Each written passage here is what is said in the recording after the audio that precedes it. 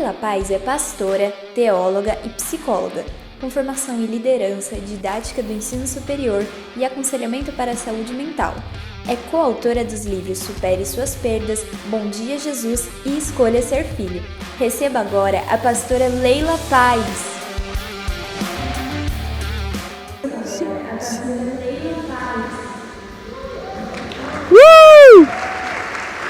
Bom e abençoado dia! Que bom ver você aqui.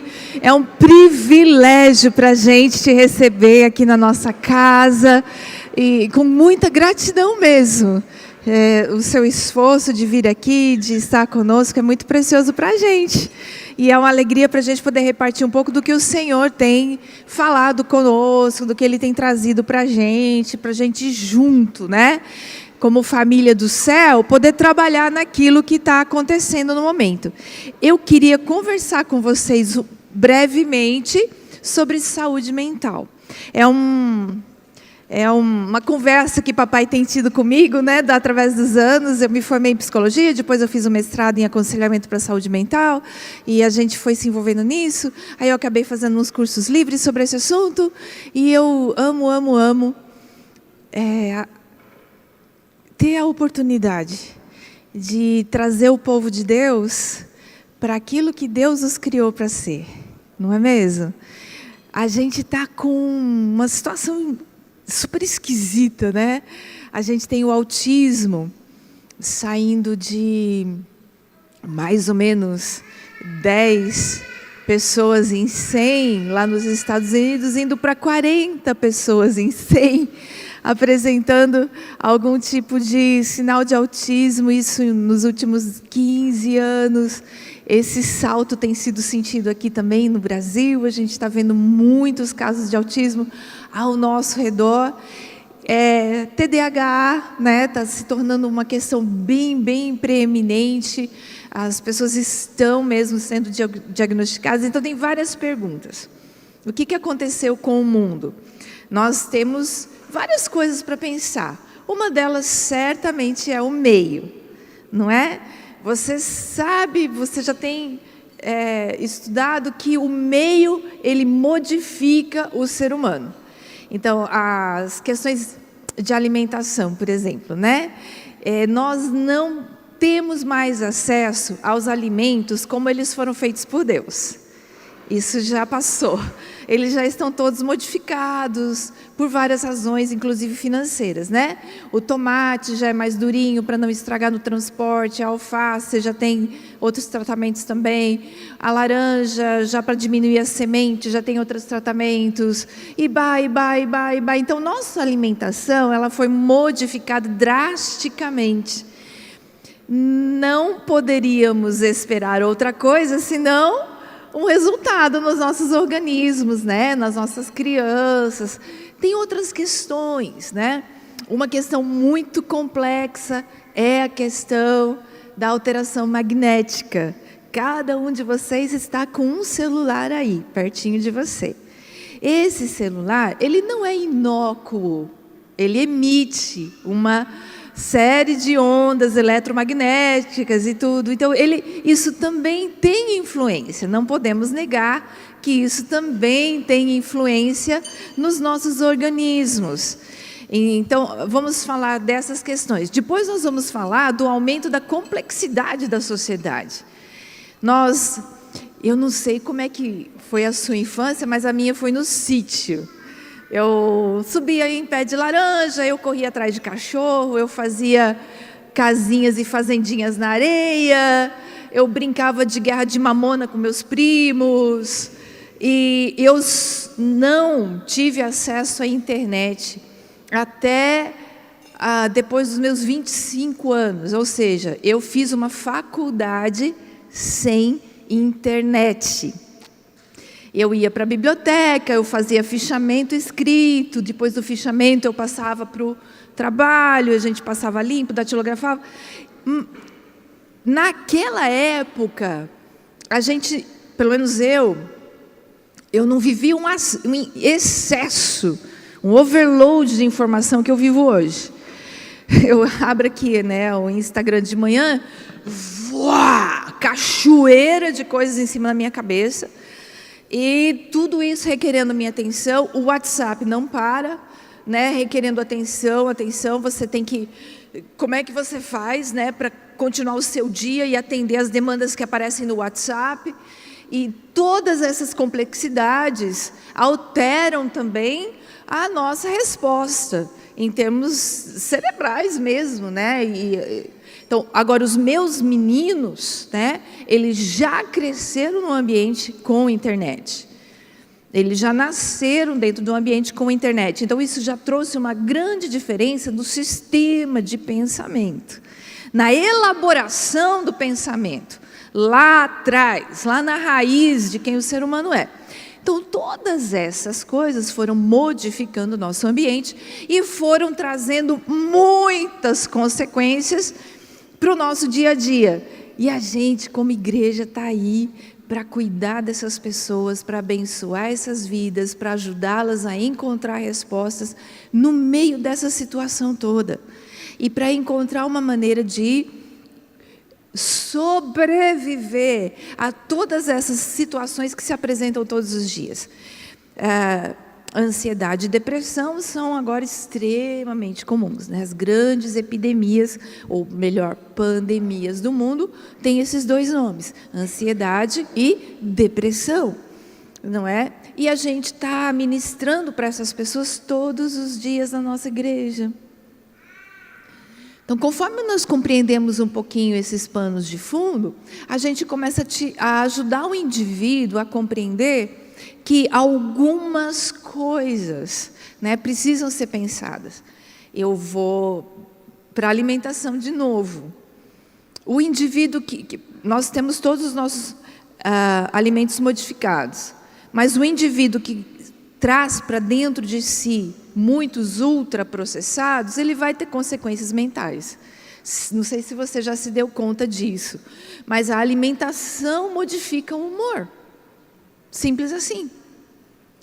E a gente realmente está correndo muito, né?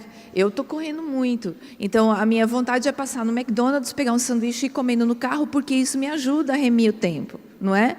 Mas faz mal. Porque esse alimento ultraprocessado, ele traz algumas substâncias para dentro do meu organismo que, na minha corrente sanguínea, vão chegar ao cérebro e vão alterar os meus receptores. A ter mais serotonina, ter menos serotonina, ter mais elementos tóxicos, mais toxinas que precisam ser cuidadas, tudo isso influencia. Então, a gente chega aconselhando lá no nosso gabinete. A gente recebe lá um querido, uma querida, em prantos, que vai relatar para você uma série de dificuldades, inclusive dificuldades de dormir, né, as crises de pânico, essa coisa toda. E dificilmente a gente pergunta sobre alimentação, é ou não é? Deveria ser a nossa primeira pergunta, sabia? Se a pessoa está se alimentando de uma maneira ordenada e se a pessoa está tendo acompanhamento médico para verificar as taxas de vitamina. Todos já sabemos, já de domínio público, que a vitamina D altera o humor. A falta de vitamina D deprime. Então, você recebe um indivíduo deprimido no consultório, você aconselha, mas se ele tiver com a vitamina D lá no chão, ele não consegue absorver. Então, eu como pastor, eu preciso me preocupar primeiramente com as questões clínicas, você entende isso? E ajudar o meu aconselhando a buscar um aconselhamento médico e verificar suas questões clínicas até mesmo antes de eu iniciar um aconselhamento mais profundo. Tem ideia? Se uma pessoa estiver anêmica, você pode aconselhar muito uma pessoa com problemas de anemia. Também não vamos ter os resultados que nós queremos, porque o organismo não permite. Você também já sabe, você também já estudou que pensamento é matéria. O pensamento é formado de moléculas. Ele tem a ver com as proteínas que nós ingerimos ou deixamos de ingerir. Leia Caroline Leaf. Você vai descobrir coisas muito interessantes sobre o modo maravilhoso como Deus nos formou, não é? Então, quando estamos diante de um aconselhamento, nós precisamos nos voltar para essas questões também. Faz quanto tempo que você faz um exame médico? Você sabe como está a sua vitamina D? Como está o seu ferro? Você tem alguma alteração hormonal? Como é que está a testosterona, a progesterona, o estrogênio? O seu médico, né, já ouviu o seu médico a respeito da homeostase do seu organismo? Aí, de posse, né, desse aconselhamento, você enviando o seu aconselhando para um check-up médico, para um cuidado médico, também aconselhando. Quem não dorme também tem problemas, né, de ansiedade e às vezes de depressão. Às vezes a pessoa realmente está numa situação de muita insônia. A gente precisa perguntar, como é que está a sua rotina de sono? Você está dormindo? Dormir é essencial para a faxina mental. É durante o sono que o cérebro coloca em ordem todas as problemáticas que a pessoa vivenciou durante o dia. Se a pessoa não dorme bem, ela vai acordar sobrecarregada, naturalmente, porque o sono não foi suficiente para fazer a faxina necessária. Então, nós temos que perguntar também, está dormindo? Aliás, pastor, pastora, todas essas coisas são para você também. Como está a sua alimentação? Como está o seu check-up? Você sabe como anda a sua vitamina D? Você sabe como que você anda em termos da testosterona e essas coisas todas? Você está regulado, né, nas suas questões hormonais? Porque isso faz diferença para a gente. A maneira como a gente também enfrenta as situações do dia a dia na igreja, né? O sono. A gente não dorme, né? Fala sério. A gente vai tarde para casa, depois que a gente chega em casa, até desacelerar. Eu, pelo menos, sou assim, não sei você, mas eu fico num negócio assim que eu não consigo dormir logo chegando. Então, se eu chegar em casa meia-noite, aí eu tenho que ter um ritualzinho assim para conseguir deitar, para conseguir poder dormir um pouquinho. Aí você tem que acordar super cedo no dia seguinte. Não é assim? Ou só eu? Não é? Então, tudo isso nos afeta e afeta os nossos aconselhandos. Então, para começo de história, quando você fala de saúde mental, você precisa procurar saber como estão as questões orgânicas, né, em primeiro lugar. Aí, depois, né, nós vamos procurar sinais nos nossos aconselhandos para verificar as questões de saúde mental, se a pessoa está precisando ou não de uma ajuda profissional. Porque a gente tenta ajudar, né? A gente tenta ajudar, mas a gente tem limites, não é? Então, tem uma hora que a gente tem que mandar a gurizada para profissionais. Como que eu vou reconhecer o indício de transtorno mental no meu aconselhando ou nas pessoas da minha igreja? Como que eu vou orientar os meus líderes de pequeno grupo para que eles possam eu estou enrolada aqui. Eu dormi pouco. Para que eu possa identificar os sinais de transtorno mental, para que o meu líder de pequeno grupo saiba quando enviar um dos seus liderados para um profissional. E não fique tentando coisas que não vão funcionar, porque precisa de partir para uma ajuda profissional. Fora a situação, que é muito comum, que a gente precisa cuidar, a gente não pode confundir situações de libertação espiritual com transtorno mental. E é muito, muito, muito triste quando nossos líderes de pequeno grupo ou líderes de ministério nas nossas igrejas tratam uma situação como se fosse libertação espiritual, mas na verdade é uma situação de doença mental. A pessoa fica muito, muito, muito constrangida quando ela é tratada com essa confusão. Você sabe disso, não é? Então, é muito importante a gente orientar os nossos liderados a respeito desses assuntos, para que eles não causem constrangimento no rebanho, porque as situações de libertação são similares às situações de transtorno mental. Elas são, sim. Então, requer mesmo um conhecimento um pouquinho mais aguçado para a gente separar as coisas e para não submeter o nosso povo a constrangimentos, não é? Muito bem.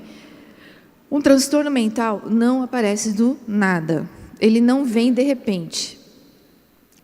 Ele é uma construção E ele, às vezes, leva anos, né, para chegar numa situação mesmo de transtorno. O indivíduo é multifatorial também. Um transtorno mental dificilmente tem uma causa só. Ele vai ter causas orgânicas do meio, genéticas, ele vai ter um pouquinho.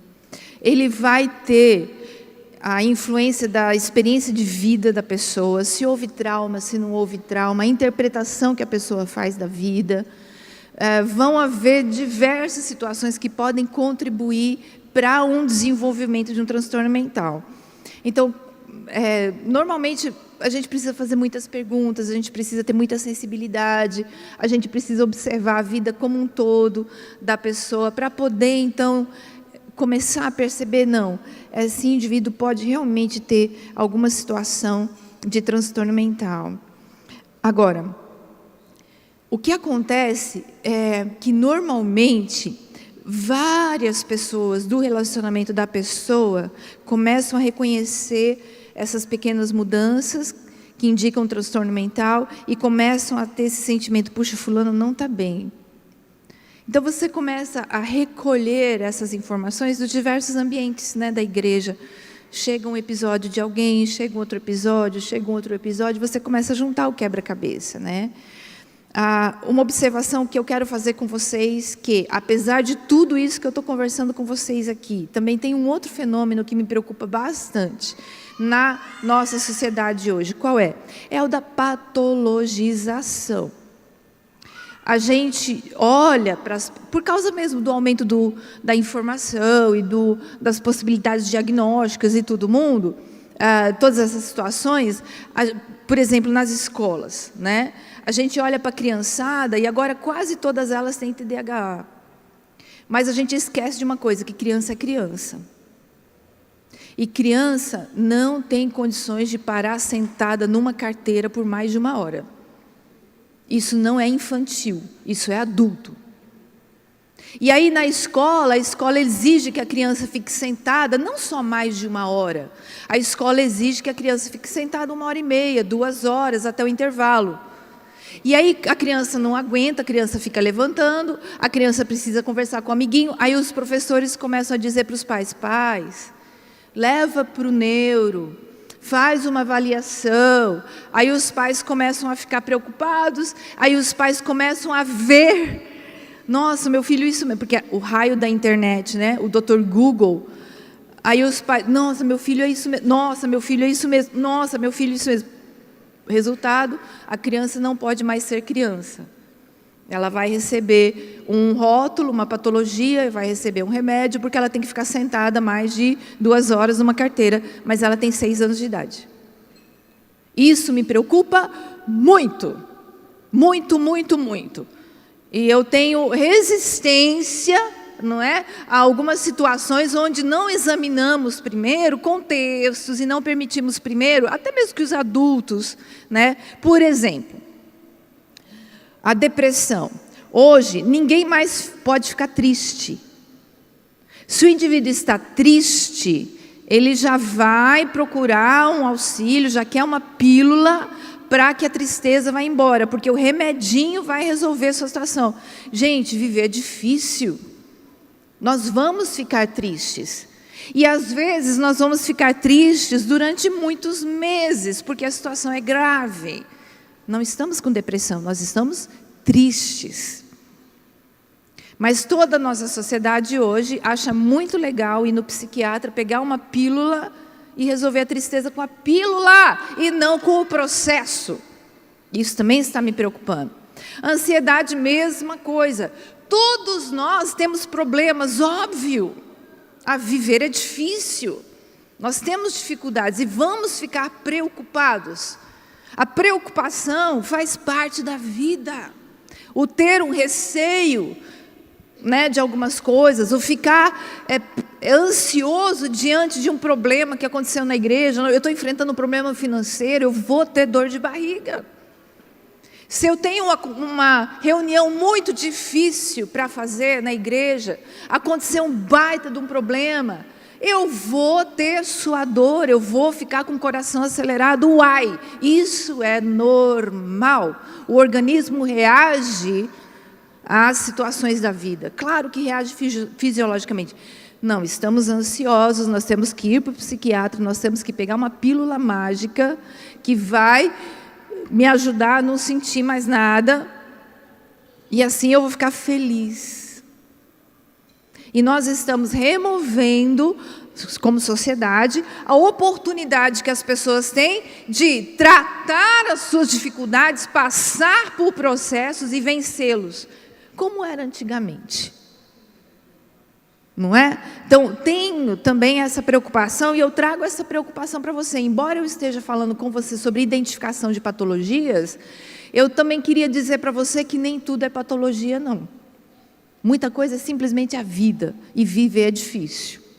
E as nossas ovelhas precisam entender que criança é criança, que nem toda criança tem TDAH. Não, nem toda criança é autista, não. Tem criança que simplesmente não quer olhar para a sua cara porque ele aprendeu que se ele não olhar para a sua cara, ele não tem que fazer certas coisas. Criança é inteligente, é esperta. Não é? Ai, o meu filho não olha para mim quando eu chamo. Tá. Não é? Então, vamos equilibrar as coisas de uma maneira muito no Senhor mesmo. E, ai, Jesus, como a gente precisa do Espírito Santo, né? Como a gente precisa do Espírito Santo, porque para poder discernir cada situação de acordo com o coração de Deus.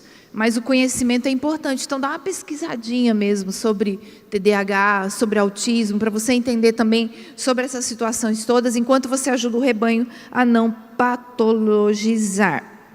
Muito bem. Está recebendo uma pessoa no seu gabinete constantemente, você recebe uma pessoa e você começa a notar que alguma coisa não está certa, né? Então você começa a perguntar um pouquinho para você entender o que está acontecendo na vida dessa pessoa. Tem alterações de sono ou apetite, mas para ser transtorno tem que ser alteração dramática, tá? Porque todo mundo tem dificuldade no apetite ou no sono de vez em quando. Como eu te falei, hoje eu dormi muito mal, mas é por causa de uma circunstância, do meu dia de ontem, o meu dia de hoje, aí soma tudo. Isso acontece com todo mundo. Quando a gente está falando de transtorno, a gente tem que falar de coisas dramáticas. Por exemplo, a pessoa não está dormindo já faz uma semana. Aí você está olhando para um transtorno. Não é? A pessoa não come já faz 4 dias. Aí você está olhando para um transtorno.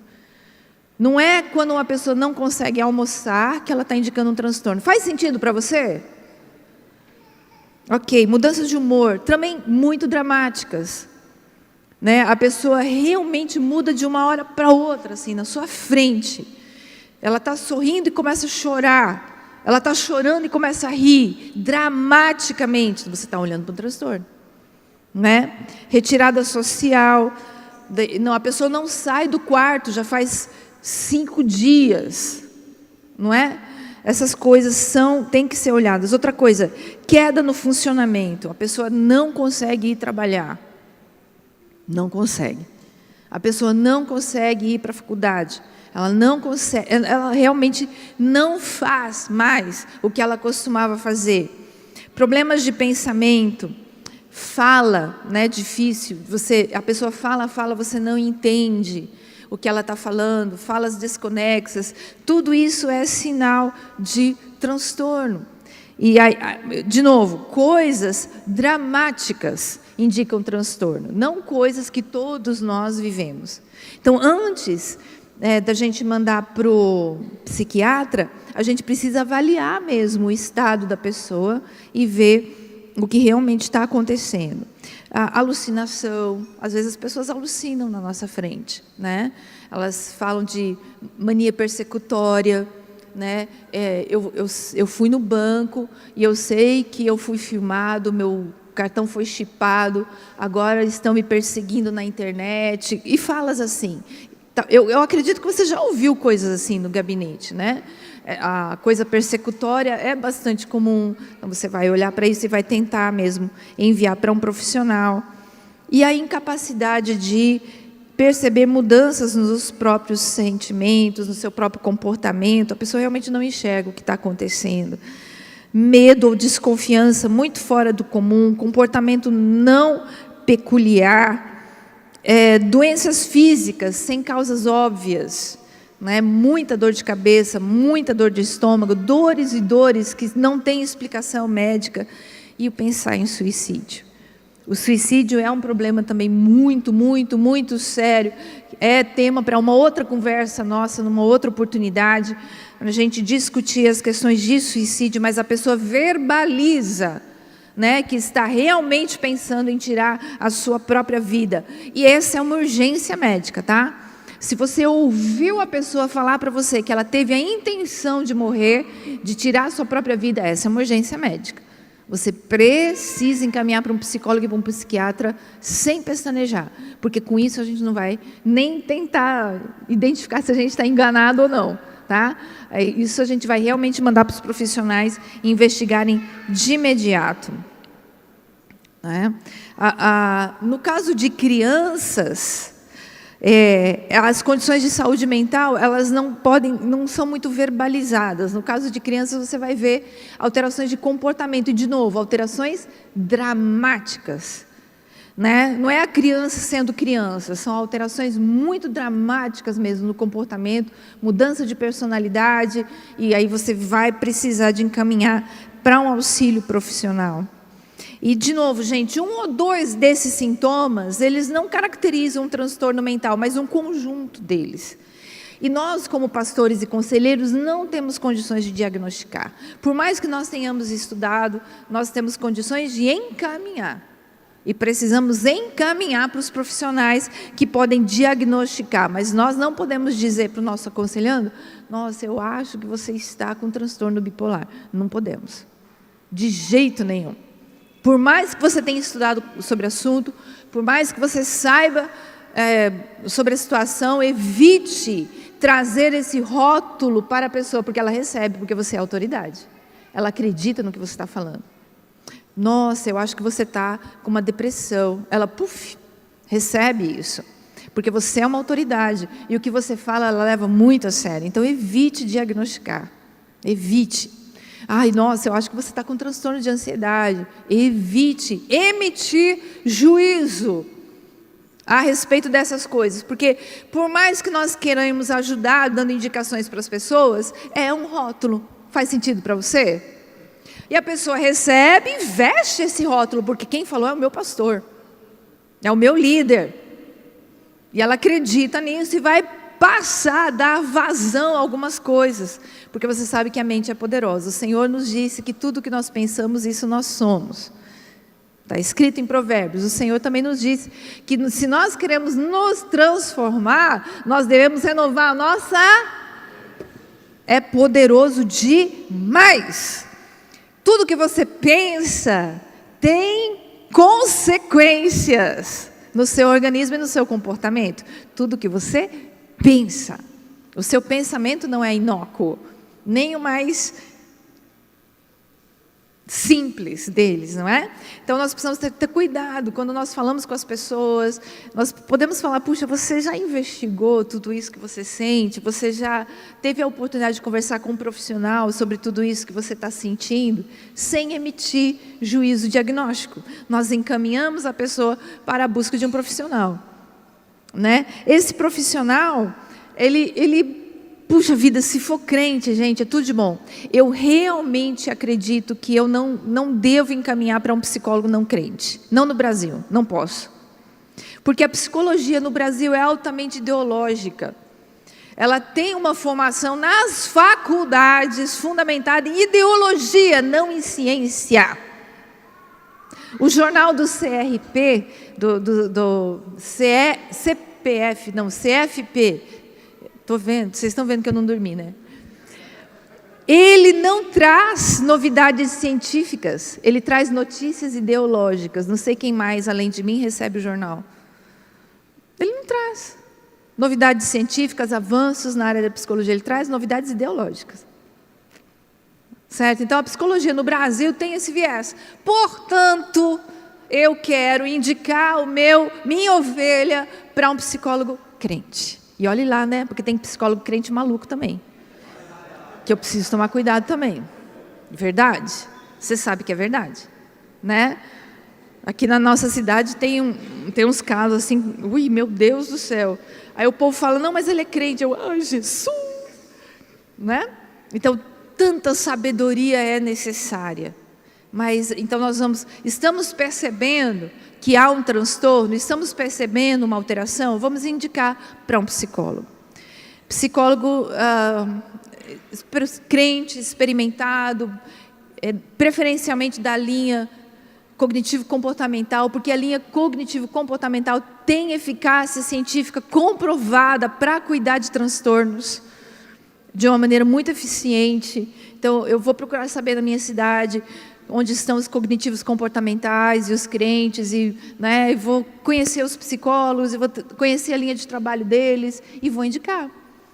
Vamos lá, vamos investigar o que está acontecendo. Aqui na minha igreja eu ainda escuto, mas psicólogo é coisa de maluco, pastora.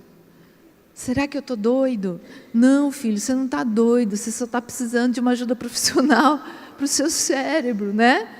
Psicólogo é bênção e tal. Aqui na minha igreja eu ainda escuto isso, não sei se você escuta isso na sua, mas as pessoas ainda têm resistência a procurar um psicólogo, então a gente também precisa ajudar nessa área. Não, eles podem te ajudar, a psicologia é bênção. A terapia pela fala é bênção. Deus preparou isso, a cura pela fala. Isso vem do céu. Então, nós vamos procurar os psicólogos idôneos, capacitados, para ajudar as nossas ovelhas. O psicólogo, normalmente, é quem vai encaminhar para o psiquiatra. Tá bom? Porque o psiquiatra, ele é um médico. Então, ele olha para o indivíduo, ele vai olhar para as questões de substância, de alteração química. O psiquiatra, ele não vai... com exceções, é claro, tem psiquiatras maravilhosos, mas normalmente o psiquiatra não vai procurar trabalhar as questões cognitivas primeiro, para depois medicar. O psiquiatra vai medicar para depois trabalhar as questões cognitivas. E nós podemos evitar algumas medicações com uma terapia bem feita. A terapia tem poder de cura. Tem. Especialmente uma terapia feita com um profissional gabaritado. Então, nós vamos tentar primeiro a terapia para resolver o transtorno e depois, então, se a gente precisa, a gente vai para o psiquiatra. O psiquiatra tem recursos extraordinários, porque como eu comecei a conversa com você, o corpo altera sim o pensamento. A química altera sim o pensamento. Existem situações de depressão, de ansiedade, outros transtornos que são puramente químicas. Então, eu tenho, sim, necessidade do auxílio químico para resolver transtornos também. Mas vamos por etapas, não é? Vamos por etapas até a gente realmente chegar ao que é melhor para a nossa ovelha, ao que realmente vai ajudá-la. Ok, pergunte. Tempo aberto para perguntas agora. Vamos lá. Alguém? Sim, pastor.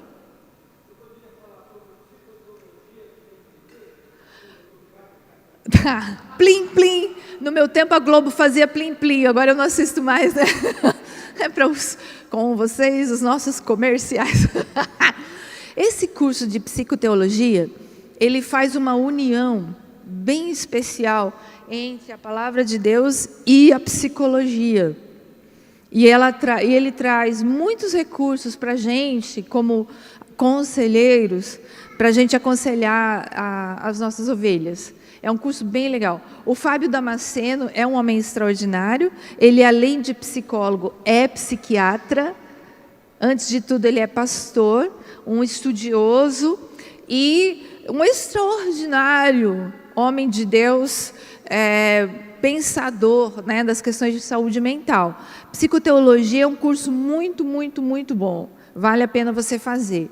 Ele é extenso, ele dura 1 ano, né, pastor, ou mais de 1 ano. E é bem aprofundado nas questões de aconselhamento. Então, a gente recomenda mesmo, como o pastor falou. Alguém tem pergunta? Sim.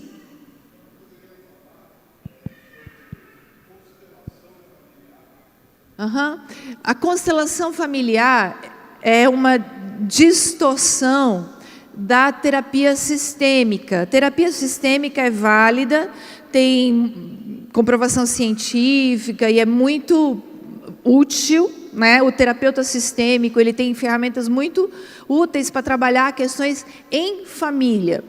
A constelação familiar, através do Beringer, ele adotou certas concepções da terapia sistêmica e fez algumas distorções que vão um pouco para o lado de uma espiritualidade distorcida, trazendo uma certa confusão num tratamento, trazendo certos conceitos místicos misturados a alguns conceitos científicos.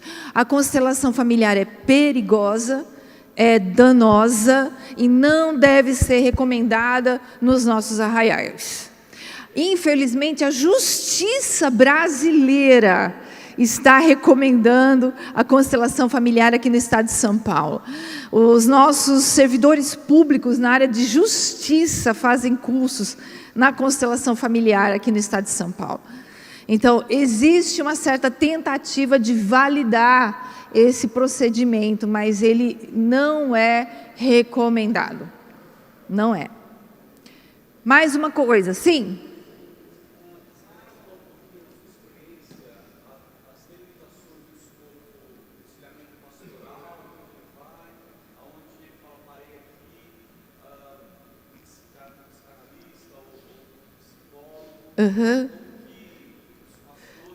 Como que eu entendo, né, que eu devo parar, né? O aconselhamento nas nossas igrejas, vamos lá, a gente não é um profissional de saúde mental, né? A gente é conselheiro. Então, a gente estuda bastante, a gente tem muita dependência do Espírito Santo para trazer para as pessoas mesmo aquilo que o coração de Deus quer trazer. Mas conforme a gente caminha com a pessoa, a gente vê esses sinais que a gente estava falando, a gente pergunta sobre as alterações de sono, a gente nota algumas falas muito repetitivas que a pessoa não consegue realmente deixar ir. A gente começa a notar mesmo comportamentos persecutórios e outras situações que a gente começa a olhar e fala assim, puxa, eu não tenho mesmo. Por exemplo, uma pessoa vem e apresenta toque. Né? Como é que eu vou tratar uma pessoa que apresenta toque? Toque é o transtorno obsessivo-compulsivo. Aquela pessoa que precisa olhar para a fechadura da porta 30 vezes antes de sair de casa, ou que não pode pisar em determinadas cores no chão, e outras coisas. E a pessoa começa a relatar para você essas coisas. Então, você tem aquela certeza no seu coração do Espírito Santo, olha, eu vou te indicar para um psicólogo. Vai ser muito bom para você passar a ter uma orientação de um profissional. Aí você já envia a pessoa para o cuidado profissional. Porque você mesmo nota as suas limitações. Não há progresso no aconselhamento. Não há progresso. Né? A pessoa vem e vem e vem e vem e as coisas não progridem. E a gente realmente nota esses sinais todos que eu acabei de falar para você. Então, não vou impedir a pessoa de ter auxílio que ela precisa ter. Vou mandar para o psicólogo. Né? E daí o psicólogo, então, encaminha para o psiquiatra se for necessário. Né? Pergunte. Sim.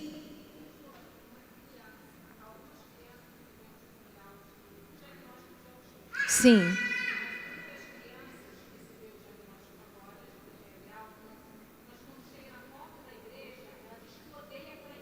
Uhum.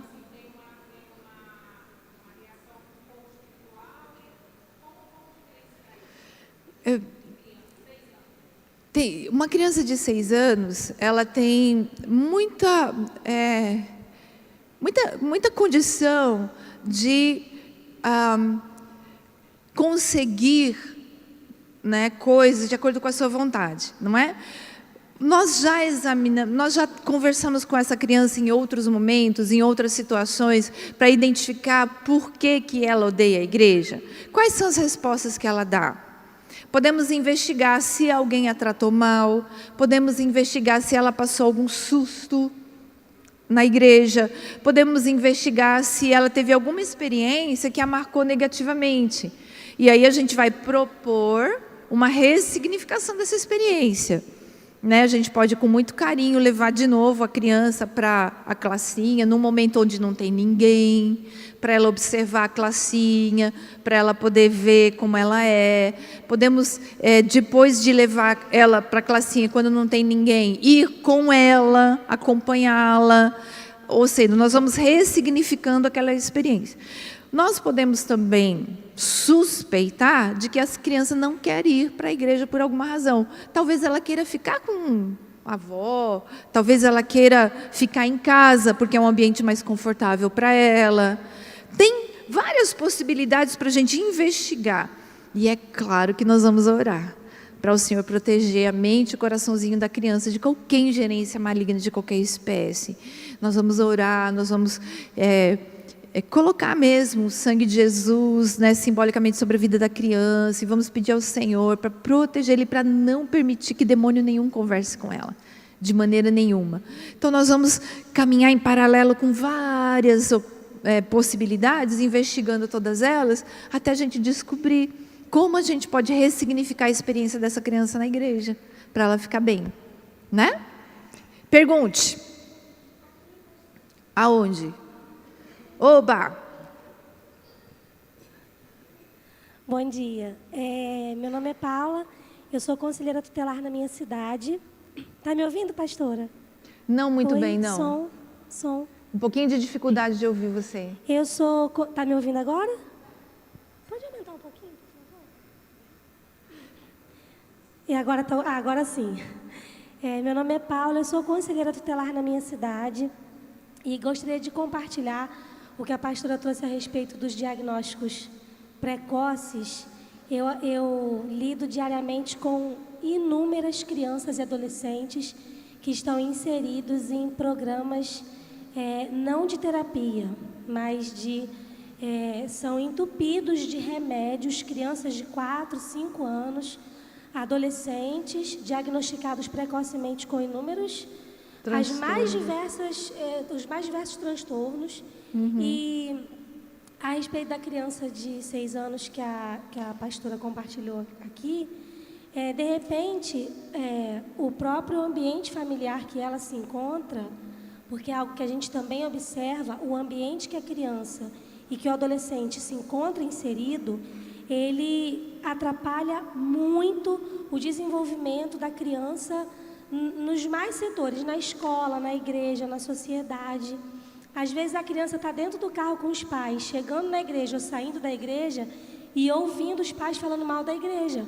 Então, quando ela chega na igreja, ela não quer ir para a igreja, é um local horrível para ela. Sim. É muito isso. A gente costuma falar, nas nossas situações, que os pais realmente precisam de mais tratamento e cuidado do que as crianças, Hoje em dia, a gente tem pais muito feridos, muito machucados, mal formados por várias situações de vida que eles viveram, e o reflexo são crianças muito problemáticas mesmo.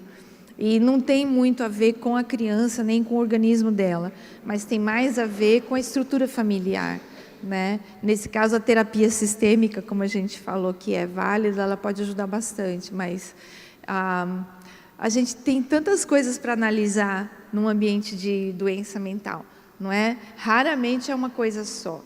E a gente precisa realmente buscar entender cenários, fazer muitas perguntas, para poder ressignificar a experiência de crianças e adolescentes e de adultos também na igreja. Sim. Primeiro, eu tenho 4 laudados na igreja e são crianças. Tá. O que tem mais idade tem 8 anos. E as mães buscam, no dia a dia, laudar outras crianças, mas não são profissionais, e querem benefícios, privilégios para essas crianças dentro da igreja, o que ocasiona alguns problemas para as outras crianças. Como lidar com isso? O segundo conselho eu tenho também uma jovem senhora que passa por tratamento com uma doutora crente em Taubaté. e ela sofre de toque há muitos anos. O principal desafio, ela alega ter relações sexuais com o Espírito Santo. Oh, Jesus. Até que ponto isso é caso de libertação ou de continuar o tratamento? Como lidar com isso também? Então, eu vou começar com a senhora. Olhe, tem muita chance, sim, disso ser uma alteração do pensamento, dela ter mesmo alucinações que não tem a ver com opressão maligna. Existem chances, sim, de ser uma alteração do estado mental causada por alterações químicas e traumas e outras situações que ela tenha vivido que causam uma ruptura, né, do pensamento, que a levem a ter conforto nesse tipo de afirmação. Então, sim, a gente precisa de um ótimo psicólogo que seja experimentado em transtornos para poder ajudá-la a sair desse delírio. E o auxílio psiquiátrico é essencial para poder trabalhar mesmo a condição do organismo, para ele poder se ver livre desse tipo de estrutura de pensamento. Então, sim, nós precisamos caminhar com as questões médicas fortemente, mas nós sabemos que Satanás é um aproveitador covarde e sujo. Ele vai buscar as pessoas mais frágeis do nosso rebanho para trazer problemas. Ele vai fazer isso, ele é covarde. Então, ele pode sim estar utilizando a fragilidade dessa senhora para envergonhar o corpo de Cristo, pode. Então, nós vamos também, com carinho, com amor, né, na oportunidade que for possível, dá para chegar pertinho dela. Posso pôr a mão em você? Ela fala, pode. Aí a gente fala, olha, eu vou fazer uma oração de olho aberto, olha para o meu olho, olha, ela olhando para você, você fala, Senhor Jesus, na autoridade de Cristo, eu estou proibindo qualquer autoridade maligna de usar essa preciosa de qualquer maneira. Eu estou proibindo os demônios de falar com ela, eu estou proibindo os demônios de influenciá-la, eu estou enviando toda e qualquer autoridade maligna para onde o Senhor Jesus determinar. Eu quero dar toda a liberdade para o Espírito Santo cuidar da mente, do corpo, do coração da minha irmã, em nome de Jesus. Normalmente, a pessoa não vai rejeitar uma oração assim, não é? E mesmo que seja uma situação de libertação, talvez ela tenha uma libertação nessa oração que seja tão suave, tão abençoada, né? E ela não seja exposta, não seja, né, não aconteça nada que a envergonhe. Nós vamos tratar com muito respeito, com muito carinho, não é? Apesar de ser uma situação bem, bem constrangedora, né? E a outra coisa é realmente você continuar esclarecendo o rebanho. Existe uma alteração aí, isso não é normal. Vamos continuar orando, vamos continuar aconselhando essa irmã, continuar firme nos tratamentos médicos e tal, e vamos perseverar mesmo. Agora, quando ela passa a fazer situações que interrompem culto, essas coisas, então a gente tem que retirar do ambiente, né? A gente tem que restringir mesmo, né, o dano ao rebanho, com carinho, com respeito, mas né, não temos outra coisa a fazer, a não ser realmente, até mesmo chamar o SAMU, né, quando a situação delirante está muito, muito acentuada. A gente vai precisar mesmo de chamar SAMU e trazer um tratamento médico mais incisivo, né, para o delírio que ela está vivendo naquele momento, né? Então, a gente vai indo assim, com carinho. Quanto às crianças especiais, sim, os pais ficam mesmo muito sensibilizados, eles têm mesmo, e a gente tem como sociedade uma fala, né? A fala da inclusão e a fala mesmo, até mesmo do preconceito e das dificuldades que as famílias especiais vivem e tudo isso. Então, existe uma dor exacerbada nas famílias que são laudadas, né? Tem várias situações escolares que são constrangedoras e tudo. Então, a igreja recebe essas famílias já sabendo que elas têm dores intensas. Mas, ao mesmo tempo, né, nós vamos oferecer para essa família uma tentativa de aumento de resiliência. Olha, nós vamos fazer o possível pelo seu filho, mas tem algumas coisas que a gente não consegue. Então, nós vamos precisar da sua ajuda e da sua compreensão. Vamos trabalhar em parceria nessa situação, mas isso a gente não consegue por causa das nossas limitações, assim. A gente vai procurando também um diálogo com essa família. O que nós podemos fazer, mesmo com todas as limitações que a gente tem? Às vezes, as famílias precisam de um bom acolhimento, sabe? De que você só sente para ouvir.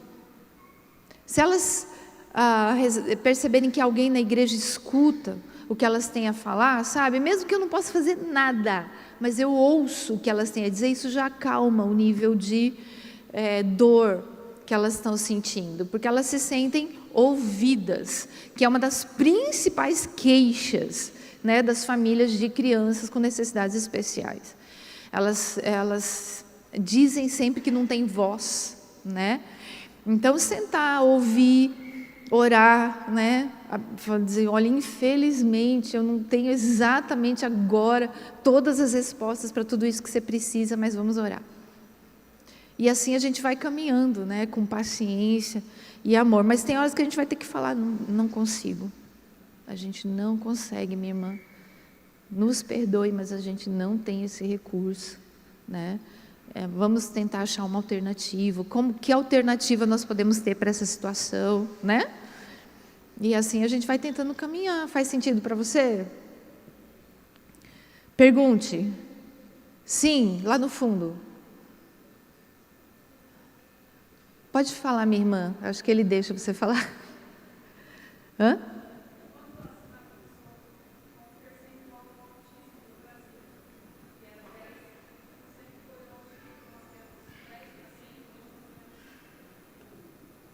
Um número muito maior. De vivência, eu sou da Grande São Paulo. Hoje nós temos em membresia e congregados em torno de 1.000 pessoas. E nós temos 9 autistas laudados dentro do Ministério Infantil. Tá. Isso muito recente, isso foi assim em um ano. Começou com um pai que o filho é autista severo e foi laudado, salvo engano, com um ano e meio de idade. E ele começou a brigar na justiça pelos direitos do filho. E para ele falou assim, bom, se o meu filho tem direito, o do meu irmão também tem. E aí começaram. Só que a resistência para o laudo é gigantesca, porque quando você percebe uma criança só agitada, uma criança hiperativa, ou uma criança que só quer um espaço grande como esse, porque mora num apartamento de 50 metros, quando ele chega na igreja é o espaço que ele tem para extravasar, para correr, então aí tem uma margem de análise. Graças a Deus, temos uma fonoaudióloga que foi abençoada com uma clínica, e muitas TOs que trabalham com ela começaram a perceber. Hoje nós temos 4 TOs que analisam sem fazer nenhum tipo de comentário, porque isso é clínico, a fono, e nós começamos a abraçar esses pais de autistas antes de laudar a criança. A nossa líder do Ministério Infantil, a própria filha de 3 anos, não cantava, não aceitava. Mas pastora, em casa ela canta, mas em casa ela aceita, mas quando chegava na igreja ela gritava o tempo inteiro, ela não cantava. Então, eu acredito que isso eu estou compartilhando, o primeiro passo é a família, sim, e depois por profissionais. 8 crianças estão laudadas, nós temos um espaço que quando eles entram em crise, nós fizemos um curso para crianças sobre autismo, porque a criança que convive com outro autista, ela precisa entender que a criança tem necessidade diferente dela. Então, nós fizemos em outubro, o Outubro Azul, já é a 3ª edição que nós vamos, e tem, assim, a conscientização antes de qualquer coisa, para mim, a solução. Conscientizar a criança, os pais, e depois que laudar a criança, ele vai ser aceito no ambiente. E hoje nós temos um que ainda vai à orquestra durante o culto. Os músicos não criam mais nenhum terror, nenhum temor quando a criança sobe. Ele só quer encostar num trombone, sentir a textura de uma corda. E dali mesmo ele volta para a sala infantil, mas foi uma questão de conscientização do departamento infantil e depois com os pais, com o Ministério Infantil, e a criança é aceita, é isso, é ser acolhida. Obrigada. Tá, obrigada pelo testemunho. Ok, pessoal, mais alguma pergunta? Sim. Bom dia. Eu queria, na verdade, compartilhar algo que a gente está fazendo lá na igreja, né, com os casais, que é um aconselhamento. Eu sou psicólogo de formação, a minha esposa é terapeuta familiar sistêmica, e nós desenvolvemos um trabalho onde nós fizemos a junção da palavra junto com algumas técnicas da psicologia e algumas técnicas da terapia familiar sistêmica. E nós trabalhamos no aconselhamento com 4 encontros com esses casais, e tem sido uma experiência muito boa, mas eu queria saber a opinião também da senhora, o que a senhora acha e se tem alguma coisa para acrescentar. Nós temos tido, graças a Deus, um resultado muito bom com o trabalho, né? E queria compartilhar o quanto tem sido bom fazer essa junção, né? Não é tão precioso. A gente sabe que todo conhecimento vem de Deus, todo. E quando nós unimos, né, quando nós trazemos o conhecimento que Deus tem dado nas áreas da saúde mental para o povo de Deus de uma maneira redimida, não é? Dentro daquilo que o Senhor tem colocado para nós, nós realmente ganhamos bastante. Não é? Como a irmã falou, conscientização sobre o autismo, também ajudar os pais a não ficarem tão desesperados para laudar, também ter tempo, né? E o mesmo autista, ele pode entender os limites, né, de comportamento, onde ele pode, o que ele não pode, isso também é possível. A gente tem uma parte do nosso Ministério Infantil que também é voltada, eu fiz um curso recentemente também voltado para as crianças com necessidades especiais. A gente tem vontade de ter um prédio inteiro só para crianças com necessidades especiais, com a sala de calma, com a sala sensorial, com os locais que as crianças autistas podem realmente utilizar para se regular. Então, todas essas coisas são muito importantes. Todo o conhecimento usado para a glória de Deus é tão benéfico, né? A gente tem que usar mesmo para a glória de Deus. Ao mesmo tempo, a gente olha tudo com os olhos de Deus também, porque tem tanta coisa na internet que foi feita só para vender, né? Que foi feita só para ganhar dinheiro. Inúmeras pessoas falam assim, sei lá, vou curar a sua ansiedade em 10 lições, eu vou, não sei, coisas assim, né? Então a gente vai olhar direitinho, ver se o programa é realmente bom, se a pessoa realmente está embasada, se existem mesmo ferramentas que estão em consonância com a palavra de Deus, antes de nos aprofundar nos assuntos que estão sendo propostos. Como, por exemplo, é o caso da constelação familiar, que infelizmente é uma distorção bem complicada e que traz, sim, prejuízo àqueles que submetem a esse tipo de tratamento e de situação. Então, como igreja, a gente vai olhando tudo e discernindo, né? O que é isso aqui, Espírito Santo? O que é? Onde está a verdade nisso aqui? Vale a pena ou não vale a pena? E a palavra de Deus diz mais uma coisa para nós. A palavra de Deus diz, tudo me é lícito, mas nem tudo me convém. Não é? Tem esse lado também. Eu queria convidar você para abrir um pouquinho a sua Bíblia no Salmo 73. Falando sobre esses assuntos de saúde mental e de todas as situações que as nossas ovelhas estão enfrentando. Chegou aí para você uma pedrinha? Está com ela aí? Eu quero te falar sobre essa pedrinha que chegou aí para você. Abre aí o pacotinho. Uma ilustração, né? Para nós, como líderes, e também para as nossas ovelhas. Que o Senhor nos ajude a alcançar, na bondade dEle, uma situação chamada resiliência. Eu trouxe essa pedrinha para você porque eu imagino que ela já andou por tudo que é lado, que ela já foi ralada, que ela já foi afogada, que ela já andou na terra, que ela já andou em tudo que é lugar, que ela já foi esmerilhada, mas ela está aí. Ela está aí. Na nossa vida, as nossas ovelhas e nós também, vamos enfrentar tanta coisa. O Salmo 73 fala de algumas coisas, do coração de Davi, que são nossas também. Ele diz, certamente Deus é bom para Israel. Para os puros de coração. Então, essa verdade está reconhecida. Mas quanto a mim, os meus pés quase tropeçaram, por pouco não escorreguei, pois tive inveja dos arrogantes, quando vi a prosperidade desses ímpios. Eles não passam por sofrimento, têm um corpo saudável e forte, estão livres dos fardos de todos, não são atingidos por doenças como os outros homens. Por isso o orgulho lhes serve de colar. Eles se vestem de violência, do seu íntimo brota a maldade, da sua mente transbordam maquinações. Eles zombam, falam com más intenções, e sua arrogância ameaçam com opressão. Com a boca arrogam para si os céus, com a língua se apossam da terra, e por isso o seu povo se volta para eles e bebe as suas palavras até saciar-se. E eles dizem: como saberá Deus? Terá conhecimento o Altíssimo? Assim são os ímpios, sempre despreocupados, aumentam suas riquezas. Ah, certamente me foi inútil manter puro o coração e lavar as mãos na inocência, pois o dia inteiro sou afligido. Todas as manhãs sou castigado. Se eu tivesse dito, falarei como eles, teria traído os teus filhos. Quando tentei entender tudo isso, achei muito difícil para mim.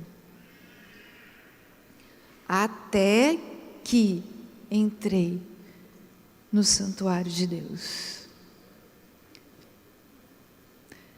E então compreendi o destino dos ímpios. Certamente os põe em terreno escorregadio, os fazes cair na ruína, são destruídos de repente, completamente tomados de pavor. São como um sonho que se vai quando acordamos. Quando te levantares, Senhor, tu os farás desaparecer. Quando o meu coração estava amargurado e no íntimo eu sentia inveja, agi como um insensato e ignorante, minha atitude para contigo era a de um animal irracional. Contudo, sempre estou contigo. Tomas a minha mão direita e me sustens. Tu me diriges com o teu conselho e depois me receberás com honras. A quem tenho no céu senão a ti, e na terra nada mais desejo. Nada mais desejo além de estar junto a ti. O meu corpo e o meu coração poderão fraquejar, mas meu Deus é a força do meu coração e a minha herança para sempre. Os que te abandonam sem dúvida perecerão. Tu destróis todos os infiéis, mas para mim bom é estar perto de Deus. Fiz do soberano Senhor o meu refúgio e proclamarei todos os teus feitos. Não é o retrato da nossa vida? Não é o retrato da vida das nossas ovelhas? Tanta injustiça, tantas coisas que nós sofremos e que não podemos nem ter controle, não podemos nem agir sobre elas. Nós tantas vezes somos atingidos por coisas que não vêm de nós, não são consequência de nossas escolhas, muito pelo contrário. Eu acho tão precioso quando Davi disse que ele achava muito difícil entender tudo isso, até que ele entrou no santuário de Deus. Quando nós entramos no Santo dos Santos, as coisas fazem sentido e se esclarecem. Nem tudo é resolvido, mas o Senhor nos sustenta. Nem tudo desaparece, os problemas não vão embora, mas o Senhor nos sustenta. A palavra de Deus ainda diz, através de Davi, o meu corpo e o meu coração poderão fraquejar. Eu admito que há sim problemas e fraquezas, essa é a nossa realidade, é a realidade das nossas ovelhas. mas Deus é a força do meu coração. Então, eu trouxe a pedrinha para você lembrar que você é resiliente. Você é resiliente. As coisas vêm e as coisas vão, e você permanece porque o Senhor te sustenta. As injustiças vêm e elas vão, mas você permanece porque o Senhor te sustenta. E essa mesma resiliência pertence às suas ovelhas e aos seus liderados. E essa mesma força você passa pela bondade de Deus ao coração das suas ovelhas. Sim, os salmos são extremamente humanizantes, né? Porque eles falam toda a verdade do nosso coração. O Salmo 73 fala exatamente o que a gente pensa.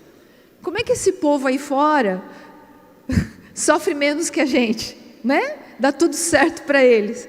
E a gente vive passando perrengue, né? Mas o Senhor sabe do nosso futuro e do futuro deles, porque eles estão fazendo certas escolhas e nós estamos fazendo as nossas.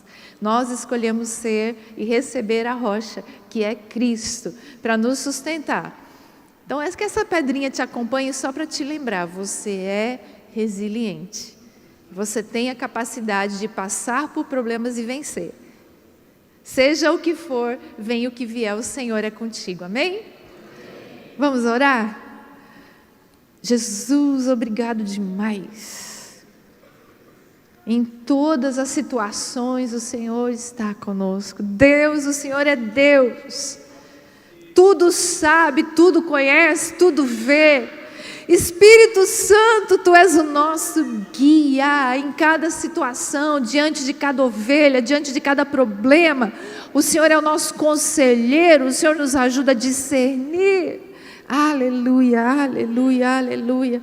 Em Ti somos firmes e constantes. Em Ti não somos abalados, porque a Tua presença nos conduz e nos leva adiante pela Tua graça, para ajudar quem precisa ser ajudado, para ter sabedoria diante das nossas ovelhas. Obrigado, obrigado, obrigado, obrigado, porque sim, o Senhor é a nossa força, e o Senhor nos conduz fortalecidos no Senhor e na força do Seu poder. Obrigado por todo o conhecimento que vem de Ti, obrigado por todo o sustento que vem de Ti, obrigado pelo discernimento que vem de Ti, e eu abençoo sim cada um dos meus irmãos aqui, com fortalecimento que vem do Senhor e do seu coração, para o coração de cada um deles. Seja o que for, venha o que vier, eles estão sobre a rocha que é Cristo, e são fortalecidos para serem como Cristo, firmes e constantes, sempre abundantes na obra do Senhor, porque o trabalho deles não é vão, em Ti e para Ti e para a Tua glória. E eu Te louvo e Te adoro, no nome precioso de Jesus, amém. Obrigado, gente, Deus abençoe.